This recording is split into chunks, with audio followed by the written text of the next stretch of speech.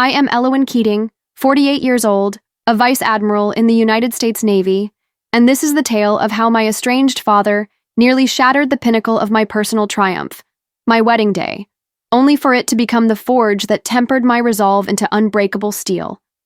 Born in the rugged outback of Western Australia, where red dust storms swallow horizons and resilience is as essential as water, I grew up under the shadow of a man who valued conformity over courage. But let's not rush ahead. Every story has its roots, and mine are tangled in the arid soil of family expectations and unspoken rebellions.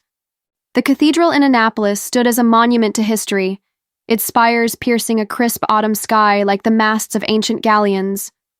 Inside, the air was thick with the scent of polished wood and fresh lilies, arranged in elegant arches that framed the altar.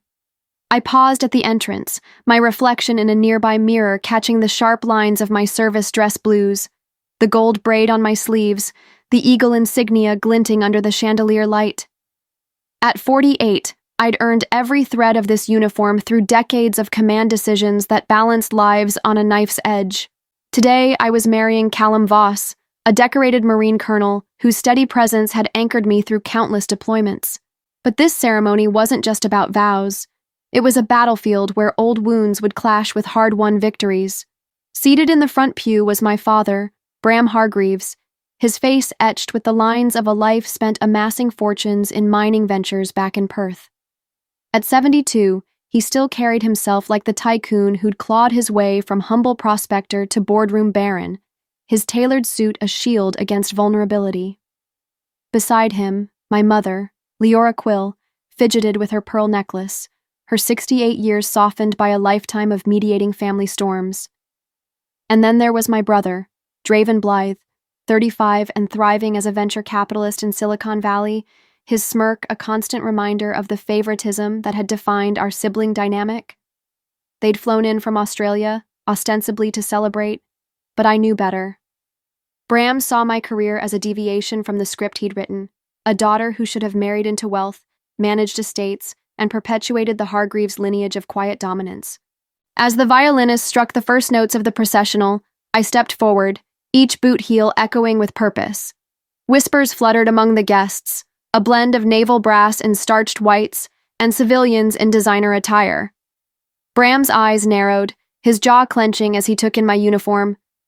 To him, it was a provocation, a rejection of the feminine ideals he'd imposed since my childhood. I could almost hear his internal monologue. Why couldn't she just wear a proper gown? But at 48, I'd long outgrown seeking his validation. This day was mine, a convergence of personal joy and professional authority, and I intended to wield both like weapons.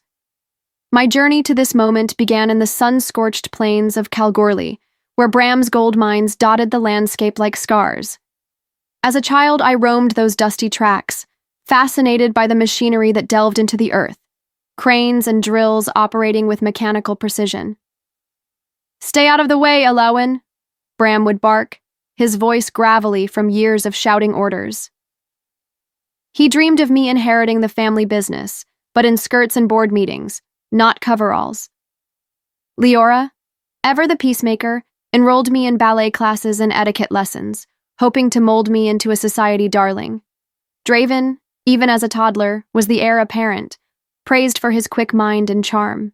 By age 12, we'd relocated to Virginia Beach when Bram expanded his operations to American defense contracts, supplying rare earth minerals for military tech. The irony wasn't lost on me later.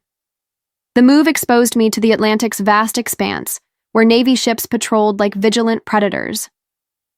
I snuck onto the piers, watching sailors drill, their movements a symphony of discipline. At 15, I confided in Leora about my desire to join the Navy. "Darling, that's not for girls like us," she whispered, glancing fearfully at Bram's study. His reaction was explosive. "Over my dead body, you'll end up a laughingstock." But rebellion simmered. I applied to the Naval Academy in secret, forging ahead with scholarships and grit. Annapolis was a trial by fire. At 18, I arrived wide-eyed, enduring the plebe indoctrination, endless push-ups, memorizing naval lore, navigating obstacle courses that tested body and spirit. Keating, You're tougher than half these lads, my drill instructor growled after I led a team through a simulated flood scenario. Friendships formed in the crucible. Comrades like Sienna Rook, who became my lifelong confidant. Deployments came swiftly. Ensign on a frigate in the Indian Ocean, coordinating anti-piracy ops amid churning waves. By 25, I was a lieutenant, earning my first Bronze Star for extracting a downed pilot under fire in the Strait of Hormuz. Back home, the divide deepened. Holidays were tense affairs in our sprawling estate, where Bram hosted lavish barbecues echoing Australian traditions, lamb on the spit, cricket on the lawn. Draven, now in his 20s, dazzled with stories of startup investments yielding millions. That's my boy, building empires, Bram would boast, clinking beers. I'd share snippets of my life, commanding a destroyer through typhoons, negotiating with allied forces. Sounds risky, Draven would quip, but hey, someone's got to play sailor.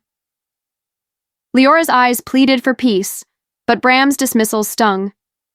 When are you giving this up and settling down? At 30, after a promotion to commander, I tried bridging the gap, inviting them to a change of command ceremony. Bram declined. Draven sent a condescending card. Congrats on the toy boat. Callum entered my orbit during a multinational exercise in the Pacific. He was 39 then, a Marine with a quiet intensity, his scars from Afghan tours hidden beneath tattoos of Celtic knots, a nod to his Irish-Australian heritage. We bonded over strategy sessions, his tactical mind complementing my naval oversight. You're a force, Alawan, he said one night under Guam's stars. Our courtship was unconventional. Emails across oceans, stolen weekends in port cities. He proposed on a Hawaiian beach at sunset, understanding my world without needing explanations. I see you, he murmured, slipping the ring on, a simple band etched with waves. Planning the wedding amplified the family fractures. At 47, I envisioned a blend of tradition and service, the cathedral for its solemnity, an honor guard for symbolism. Bram's email arrived like a thunderbolt. Don't parade in that getup. Honor the family. Draven called, laughing. Sis, Dad's right. Save the costume for Halloween.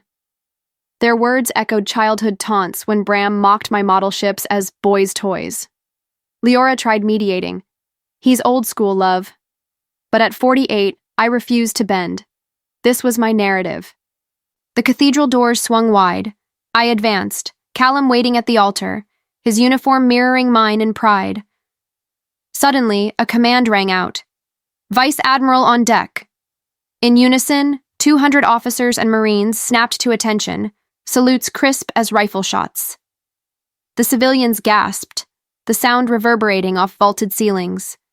Senators, generals, and SEALs stood in solidarity, their respect a palpable force. Bram's face drained of color, his smugness evaporating like mist. Draven's jaw slackened. Leora's hand flew to her mouth. For once, they were the outsiders, witnessing the authority I'd commanded. The ceremony unfolded with military precision. The fleet admiral officiated, his voice booming vows that intertwined love and duty. Callum's eyes held mine, a promise of partnership. As we exchanged rings, the honor guard presented arms, swords arching in a steel canopy.